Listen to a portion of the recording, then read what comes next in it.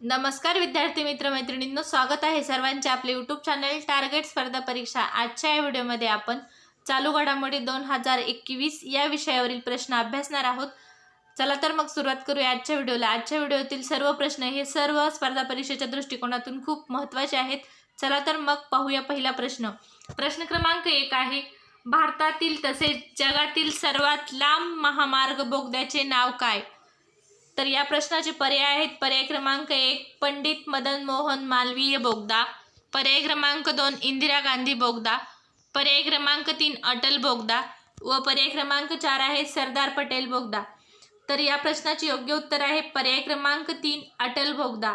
अटल बोगदा हा भारतातील तसेच जगातील सर्वात लांब महामार्ग बोगद्याचे नाव आहे। अटल बोगदा हा जगातील तसेच भारतातील सर्वात लांब बोगदा आहे। प्रश्न क्रमांक 2 खालील कोणत्या वृत्तसंस्थेद्वारे म्हणजेच बँकेद्वारे 2020 या वार्षिक स्वावलंबन एक्सप्रेस ट्रेनची घोषणा करण्यात आली आहे? पर्याय आहेत। पर्याय क्रमांक 1 ICICI बँक, 2 नंबर आहे UCO बँक, पर्याय क्रमांक 3 आहे पर्याय क्रमांक आहे SIDBI बँक व पर्याय क्रमांक 4 आहे युनियन बँक। तर या प्रश्नाचे योग्य उत्तर आहे पर्याय क्रमांक 3 SIDBI बँक। या बँकेद्वारे वार्षिक स्वावलंबन एक्सप्रेस 2020 या ट्रेनची घोषणा करण्यात आलेली आहे। प्रश्न क्रमांक 3 2020 मध्ये भारताच्या आयकॉनिक टुरिस्ट साईटच्या यादीमध्ये भारतातील किती स्थानांचा समावेश झाला आहे? पर्याय आहेत। पर्याय क्रमांक 1 12, पर्याय क्रमांक 2 14, पर्याय क्रमांक 3 16 व पर्याय क्रमांक 4 आहे 19। तर या प्रश्नाचे योग्य उत्तर आहे पर्याय क्रमांक 4 19। 2020 या वर्षी भारताच्या आयकॉनिक टुरिस्ट साईटच्या यादीमध्ये भारतातील 19 स्थळांचा समावेश झालेला आहे किंवा स्थानांचा समावेश झालेला आहे। प्रश्न क्रमांक 4 इंटरनॅशनल बुक ऑफ वर्ल्ड रेकॉर्डने जगातील सर्वात तरुण लेखक म्हणून कोणाला घोषित केले आहे? पर्याय आहेत। पर्याय क्रमांक 1 रुही शर्मा, पर्याय क्रमांक 2 संपक जोशी, पर्याय क्रमांक 3 अभिजिता गुप्ता, पर्याय क्रमांक 4 आहे नताशा सिन्हा। तर या प्रश्नाचे योग्य उत्तर आहे पर्याय क्रमांक 3 अभिजिता गुप्ता। ही एक मुलगी आहे। हिने वयाच्या केवळ 7व्या वर्षी एक पुस्तक प्रकाशित केलेले आहे। ते कोरोना व्हायरस या विषयावर आहे। म्हणून अभिजिता गुप्ता ही इंटरनॅशनल बुक ऑफ रेकॉर्डने जगातील सर्वात तरुण लेखिका म्हणून घोषित केलेली आहे। प्रश्न क्रमांक 5 2020 या वर्षी जागतिक ग्राहक दिवसाची संकल्पना काय होती? पर्याय आहेत। पर्याय क्रमांक 1 शाश्वत गरजा, पर्याय क्रमांक 2 शाश्वत हक्क, पर्याय क्रमांक 3 शाश्वत ग्राहक व पर्याय क्रमांक 4 आहे शाश्वत दळणवळण। तर या प्रश्नाचे योग्य उत्तर आहे पर्याय क्रमांक 1 व 2 शाश्वत गरजा व शाश्वत हक्क ही 2020 या वर्षी जागतिक ग्राहक दिवसाची संकल्पना होती, शाश्वत गरजा व शाश्वत हक्क। प्रश्न क्रमांक 6 हवामानाचा अंदाज व्यक्त करण्यासाठी तयार करण्यात आलेल्या भारतीय हवामान विभागाच्या IMD मोबाईल ॲपचे नाव काय आहे? तर पर्याय आहेत। पर्याय क्रमांक 1 मौसम, पर्याय क्रमांक 2 निसर्ग, पर्याय क्रमांक 3 वायू व पर्याय क्रमांक 4 आहे हवा चक्र। तर या प्रश्नाचे योग्य उत्तर आहे पर्याय क्रमांक 1 मौसम। हवामानाचा अंदाज व्यक्त करण्यासाठी तयार करण्यात आलेल्या भारतीय हवामान विभागाच्या IMD मोबाईल ॲपचे नाव आहे मौसम। प्रश्न क्रमांक 7 खालील कोणत्या रेल्वे स्थानकाचे नाव बदलून श्री सिद्धरुद्रा स्वामी स्टेशन करण्यात आले आहे? तर या प्रश्नाचे पर्याय आहेत। पर्याय क्रमांक 1 गोरखपूर, पर्याय क्रमांक 2 हुबळी, पर्याय क्रमांक 3 भुवनेश्वर व पर्याय क्रमांक 4 आहे हैदराबाद। तर या प्रश्नाचे योग्य उत्तर आहे पर्याय क्रमांक 2 हुबळी। हुबळी या रेल्वे स्टेशनचे किंवा रेल्वे स्थानकाचे नाव बदलून श्री सिद्धरुद्रा स्वामी स्टेशन करण्यात आलेले आहे। प्रश्न क्रमांक 8 खालीलपैकी कोणत्या राज्याने बचत गटासाठी मिशन शक्ती नावाने वेगळा विभाग सुरू केला आहे? पर्याय आहेत पर्याय क्रमांक 1 ओडिसा, पर्याय क्रमांक 2 झारखंड, पर्याय क्रमांक 3 बिहार व पर्याय क्रमांक 4 आहे राजस्थान. तर या प्रश्नाचे योग्य उत्तर आहे पर्याय क्रमांक 1 ओडिसा. ओडिसा राज्य सरकारने बचत गटासाठी मिशन शक्ती नावाने एक वेगळा विभाग सुरू केलेला आहे. प्रश्न क्रमांक 9.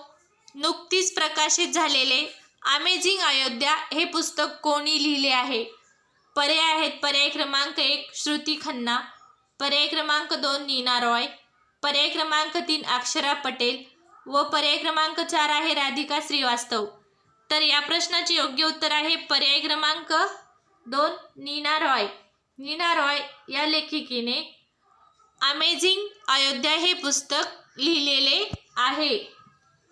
प्रश्न क्रमांक 10. केंद्रीय प्रशासकीय न्यायाधिकरण कॅट अखिल भारतीय परिषद 2020 कोठे पार पडली? तर या प्रश्नाचे पर्याय आहेत पर्याय क्रमांक 1 नवी दिल्ली, पर्याय क्रमांक 2 लखनौ, पर्याय क्रमांक 3 मुंबई व पर्याय क्रमांक 4 आहे जयपूर. तर या प्रश्नाचे योग्य उत्तर आहे पर्याय क्रमांक 1 नवी दिल्ली. नवी दिल्ली या ठिकाणी केंद्रीय प्रशासकीय न्यायाधिकरण कॅटची अखिल भारतीय परिषद 2020 पार पडली आहे. प्रश्न क्रमांक 11. कीटकनाशक वापराच्या बाबतीत भारताचा जगात कोणता क्रमांक लागतो? पर्याय आहेत पर्याय क्रमांक 1 पहिला, पर्याय क्रमांक 2 दुसरा, पर्याय क्रमांक 3 तिसरा व पर्याय क्रमांक 4 आहे चौथा. तर या प्रश्नाचे योग्य उत्तर आहे पर्याय क्रमांक 4 चौथा. कीटकनाशक वापराच्या बाबतीत भारताचा जगात चौथा क्रमांक लागतो. प्रश्न क्रमांक 12. मुंबई उच्च न्यायालयाचे नवे न्यायमूर्ती म्हणून कोणाची निवड करण्यात आलेली आहे? पर्याय आहेत पर्याय क्रमांक 1 यशवर्धन सिंह, पर्याय क्रमांक 2 गिरीशचंद्र मुर्मू, पर्याय क्रमांक 3 प्रदीप कुमार जोशी व पर्याय क्रमांक 4 आहे दीपांकर दत्ता. तर या प्रश्नाचे योग्य उत्तर आहे पर्याय क्रमांक 4 दीपांकर दत्ता हे मुंबई उच्च न्यायालयाचे नवीन न्यायमूर्ती आहेत व ते 45वे न्यायाधीश आहेत. हा प्रश्न देखील लक्षात ठेवा, कारण बऱ्याच वेळा ते कितवे न्यायमूर्ती आहेत असा प्रश्न विचारला जातो. तर ते 45वे न्यायमूर्ती आहेत. प्रश्न क्रमांक 13. भारत ग्राहक संरक्षण कायदा 2019 ची अंमलबजावणी कधीपासून सुरू करण्यात आली? पर्याय आहेत पर्याय क्रमांक 1 20 जुलै 2020, पर्याय क्रमांक 2 आहे 15 ऑगस्ट 2020, पर्याय क्रमांक 3 आहे 7 सप्टेंबर 2020 व पर्याय क्रमांक 4 आहे 14 नोव्हेंबर 2020. तर या प्रश्नाचे योग्य उत्तर आहे पर्याय क्रमांक 1 20 जुलै 2020 या दिवशीपासून भारत ग्राहक संरक्षण कायदा 2019 ची अंमलबजावणी करण्यात आलेली आहे. प्रश्न क्रमांक 14. 2020 या वर्षी दक्षिण आफ्रिकेतील प्रसिद्ध असलेल्या लक्ष्मी विकास बँकेचे खालीलपैकी कोणत्या बँकेत विलीनीकरण करण्यात आले आहे? तर पर्याय आहेत पर्याय क्रमांक 1 DPS बँक, पर्याय क्रमांक 2 युको बँक, पर्याय क्रमांक 3 आहे HSBS बँक व पर्याय क्रमांक 4 आहे स्टँडर्ड चार्टर्ड. तर या प्रश्नाचे योग्य उत्तर आहे पर्याय क्रमांक 1 DBS बँकेमध्ये 2020 या वर्षी दक्षिण आफ्रिकेतील प्रसिद्ध असलेल्या लक्ष्मी विकास बँकेचे विलीनीकरण करण्यात आलेले आहे. प्रश्न क्रमांक 15. जागतिक अन्न पुरस्कार 2020 कोणाला देण्यात आला? पर्याय आहेत पर्याय क्रमांक 1 डॉक्टर रवी खन्ना, पर्याय क्रमांक 2 डॉक्टर रमन मेहता, पर्याय क्रमांक 3 डॉक्टर रतनलाल व पर्याय क्रमांक 4 आहे डॉक्टर पियुष खुराना. तर या प्रश्नाचे योग्य उत्तर आहे पर्याय क्रमांक 3 डॉक्टर रतनलाल यांना जागतिक अन्न पुरस्कार 2020 हा देण्यात आलेला आहे. प्रश्न क्रमांक 16. राष्ट्रीय लोकसंख्या आयोग 2020 नुसार 2036 पर्यंत भारताची लोकसंख्या किती होईल? पर्याय आहेत. पर्याय क्रमांक 1 148 कोटी, पर्याय क्रमांक 2 152 कोटी, पर्याय क्रमांक 3 160 कोटी, पर्याय क्रमांक 4 आहे 166 कोटी. तर या प्रश्नाचे योग्य उत्तर आहे पर्याय क्रमांक 2 152 कोटी. राष्ट्रीय लोकसंख्या आयोग 2020 नुसार 2036 पर्यंत भारताची लोकसंख्या ही 152 कोटी इतकी होईल. प्रश्न क्रमांक 17. 77व्या आंतरराष्ट्रीय व्हेनिस महोत्सव the international federation of film critics या पुरस्काराने कोणत्या मराठी चित्रपटाला गौरविण्यात आले आहे?